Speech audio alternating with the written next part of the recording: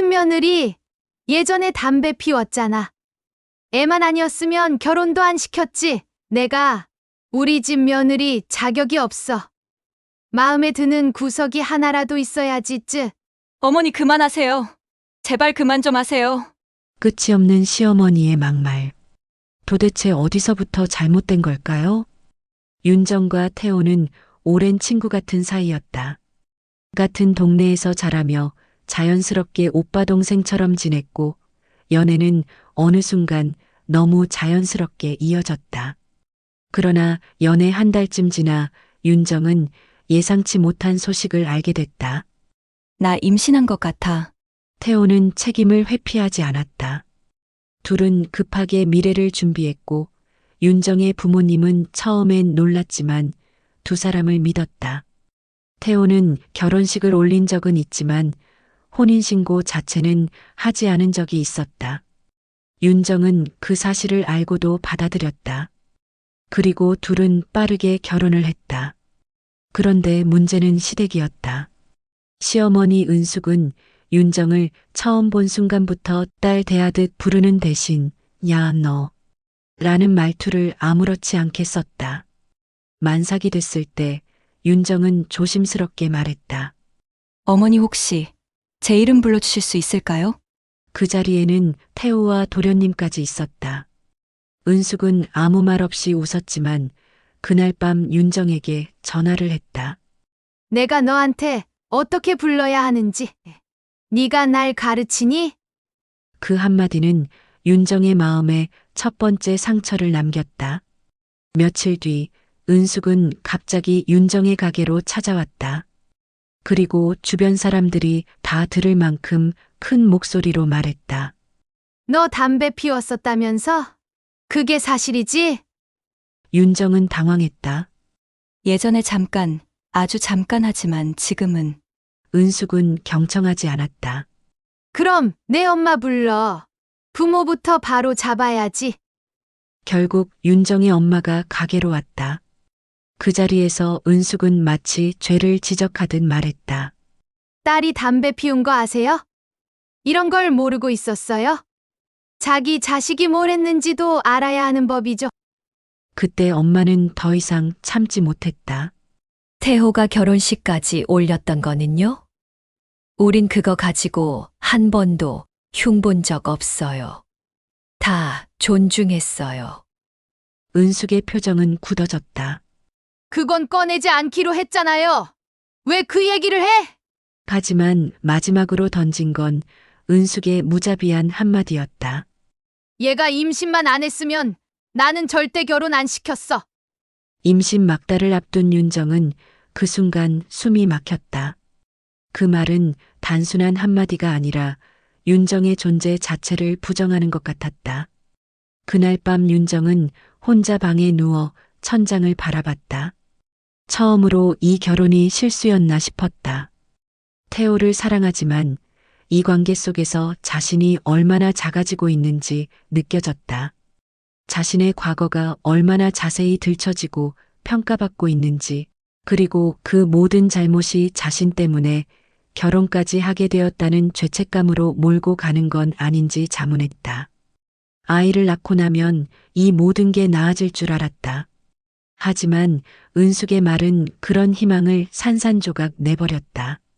태호는 윤정의 손을 잡았다. 미안해. 엄마가 너무 심했어. 하지만 태호도 자신의 어머니를 통제할 수 없었다. 태호 역시 상처받은 상태였다. 자신의 어머니가 자신의 아내를 이렇게 대하는 모습을 보면서도 어떻게 해야 할지 모르고 있었다. 그것이 더 힘들었다. 태호는 윤정을 사랑했지만 그 사랑만으로는 부모의 압력을 견디기 힘들었다. 윤정의 친구들은 계속 연락했다. 괜찮아? 그런 말 들으면 정말 힘들 텐데. 하지만 윤정은 웃음으로 넘겼다. 괜찮아. 시간이 약이겠지. 아이가 태어나면 달라질 거야. 자신을 안심시키려는 말이었다. 그렇게 몇 개월이 흘렀다. 임신 중독증, 산통, 그 모든 고통을 견디며 윤정은 아이를 낳았다. 그리고 그 순간부터 윤정의 세상은 아이를 중심으로 돌아갔다. 아이를 보자 은숙도 태도가 조금 부드러워진 것 같았다. 손주라는 존재가 시어머니의 태도를 바꾼 것일 수도 있었다. 윤정은 그것을 희망으로 가지고 있었다. 어쩌면 이제부터가 시작이고 은숙도 자신을 가족으로 받아들일 것이라고 믿고 싶었다.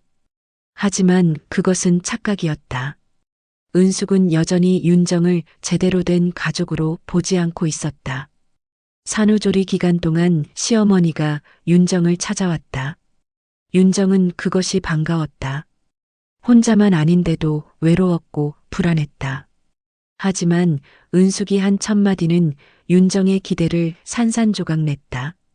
이렇게 해야 아기가 편한 건데 할 줄 아는 게 왜 이렇게 없어? 윤정은 아무 말도 하지 못했다. 새로 태어난 아기를 안고 호르몬 변화로 힘들어하는 와중에도 윤정은 은숙의 지적에 웃음을 지어야 했다. 네, 어머니, 죄송합니다. 그 말이 얼마나 많이 반복되었는지 윤정 자신도 모르겠다. 산후조리원에서 나온 후 윤정은 더욱 조심스러워졌다. 아이 양육에 대해 자신감을 잃기 시작했다. 은숙이 옳은 거 아닌가 싶었다. 혹시 자신이 정말 이 아이를 제대로 키우지 못하는 어머니는 아닐까? 하지만 다른 엄마들의 육아 정보를 보면 윤정이 하는 게 일반적이었다. 하지만 시어머니 앞에서는 항상 축소되고 위축되어야 했다. 출산 후 윤정은 오히려 더 적극적으로 다가갔다. 가끔 외출도 같이 했고 은숙의 생일도 큰 행사처럼 챙겼다. 어머니는 남편에게 단 하나뿐인 어머니잖아요. 진심이었다. 윤정은 아이를 데리고 수시로 시댁에 방문했다. 아이의 첫 웃음, 첫 옹알이를 보여주고 싶었다. 은숙을 가족으로 여기고 싶었다. 그 과정에서 윤정은 자신을 계속 낮추고 있었다. 겉으로는 관계가 나아지는 것처럼 보였다. 하지만 돌잔치가 임박했을 때 평소 밝았던 윤정조차 불안함이 스쳤다. 그리고 불행히도 그 예감은 맞았다. 돌잔치 당일 윤정의 가족은 거의 총집합이었다. 친척, 친구들까지 다 왔다. 하지만 시댁에서 온 사람은 도련님 수혁과 그의 약혼 여단 둘뿐이었다. 은숙은 몸이 안 좋아서 못 간다고 했다. 윤정은 여러 번 부탁했었지만 결국 오지 않았다. 행사가 끝나고 윤정은 같은 질문을 수십 번 들었다. 시댁은 왜 아무도 안 왔어? 윤정은 그 자리마다 웃어야 했다. 하지만 마음은 무너지고 있었다. 아이의 중요한 날에 시어머니는 오지 않았고 윤정은 그 이유를 알고 있었다.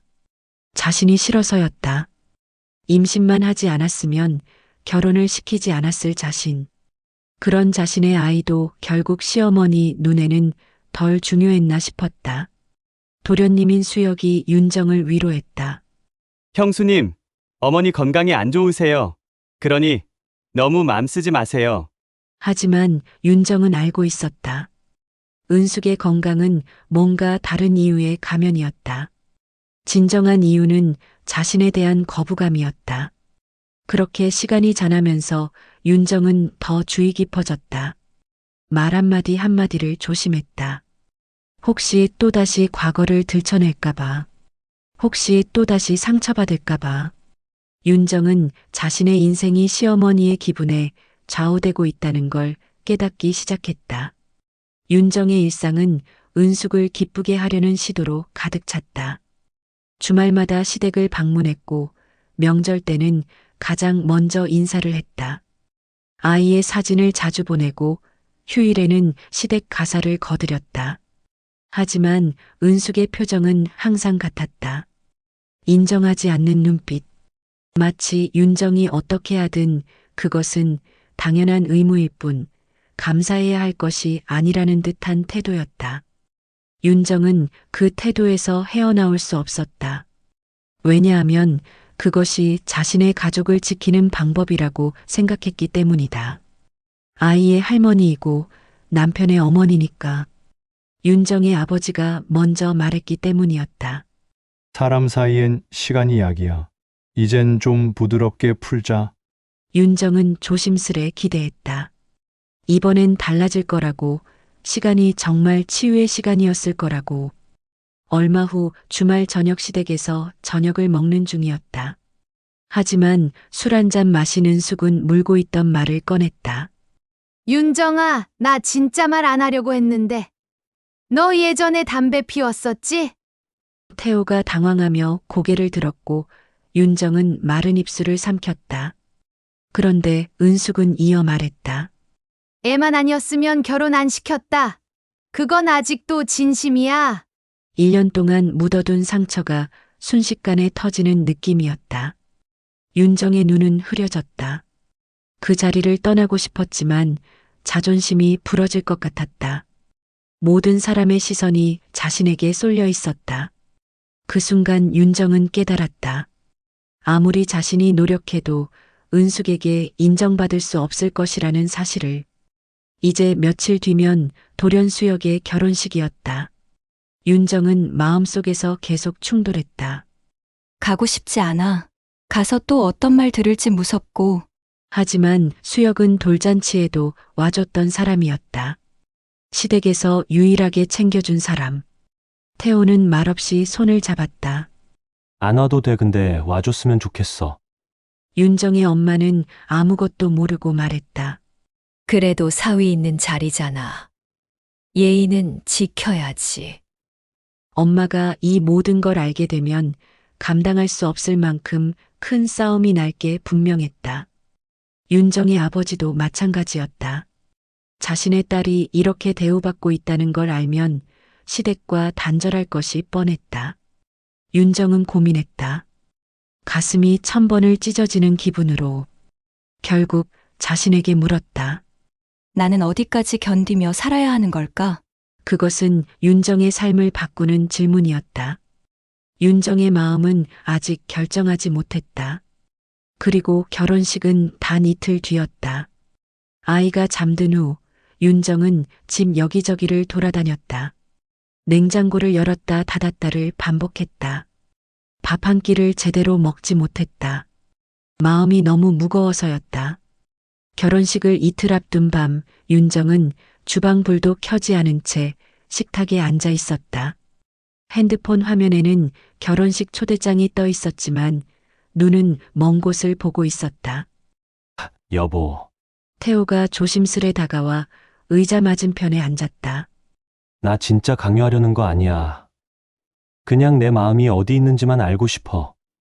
윤정은 손가락을 꽉 말아준 채 말했다. 그 말 들었을 때 있잖아. 나는 그냥 며느리라서 참아야 하나 생각했어. 근데 인간 윤정으로는 도저히 못 참겠더라. 태호는 더 이상 변명하지 않았다.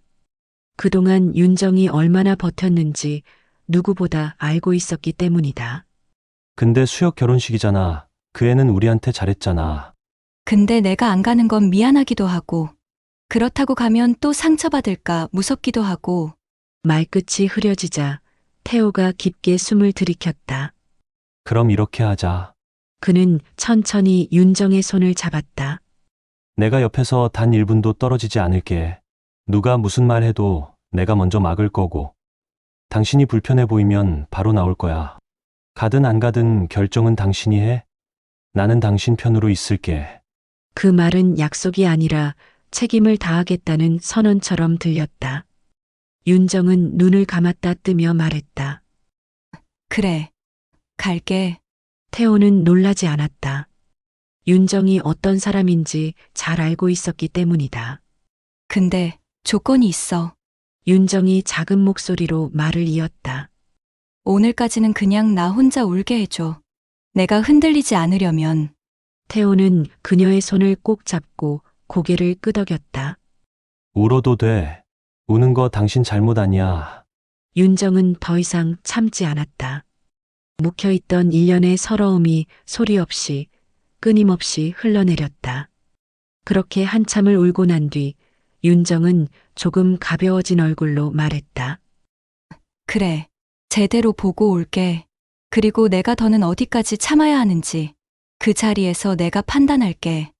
윤정의 목소리는 흔들렸지만 그 안에는 분명한 의지가 있었다. 그 밤 이후 그녀는 더 이상 이전의 윤정이 아니었다.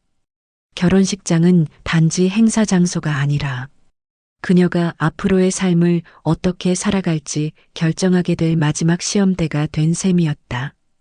결혼식 날, 윤정은 마지막까지도 마음이 갈팡질팡했지만 수역을 생각해 억지로 몸을 일으켰다.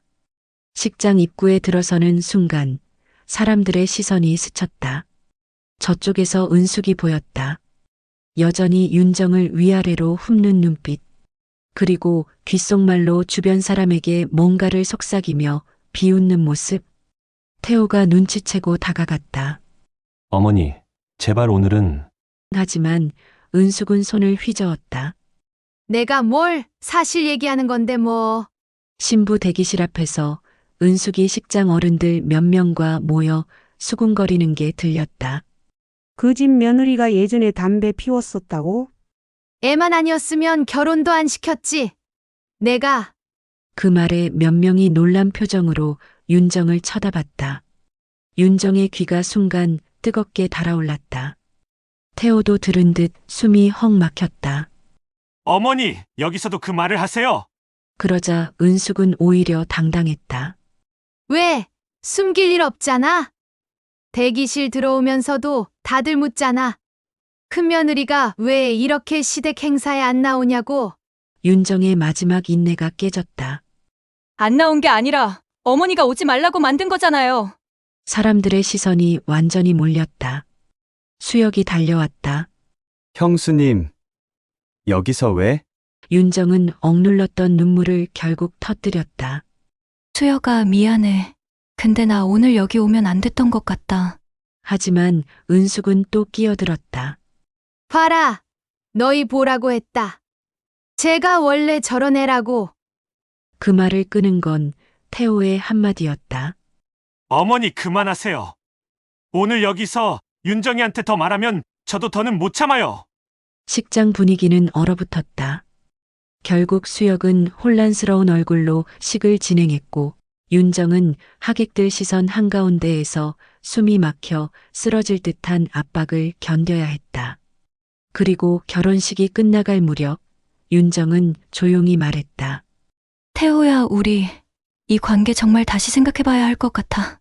결혼식 다음 날 아침부터 윤정은 마치 거대한 멍이 가슴에 남아있는 것처럼 아팠다. 그때 태호가 무겁게 말했다. 윤정아 어머니한테 어제 일 사과받을 수 있게 해볼게. 하지만 윤정은 고개를 흔들었다. 더는 누군가의 사과 연습용으로 살고 싶지 않았다. 태호야, 그게 문제 아니야. 우린 평생 이런 식으로 살 거야? 아이한테도 이런 모습 보여주면서. 태호는 말문이 막혔다. 그 순간 전화가 울렸다. 시어머니였다. 태호가 스피커폰을 켰다. 태호야, 뭘 그렇게 잘못했다고들 난리야? 솔직한 말 한 게 죄니? 윤정은 웃음이 났다. 비웃음도 체념도 아닌 마지막 힘이 빠진 웃음. 이제 알겠어요, 어머니. 저를 며느리로 받아들인 적도 존중한 적도 없으셨죠? 은숙은 비웃었다. 그래서 또 서운한 척이니? 너 같은 애가 우리 집안이랑 어울린다고 생각했어? 그 말이 끝나자 태호는 마치 모든 줄이 끊어진 사람처럼 말했다. 어머니, 앞으로 윤정이하고는 연락하지 마세요. 전화기 너머에서 은숙이 소리쳤다. 뭐? 너 지금 내 엄마 버리는 거야? 어머니가 먼저였습니다. 윤정이를 버렸잖아요. 전화는 끊겼고 집안은 조용했다. 윤정은 흐느끼며 말했다. 태호야, 정말 괜찮겠어?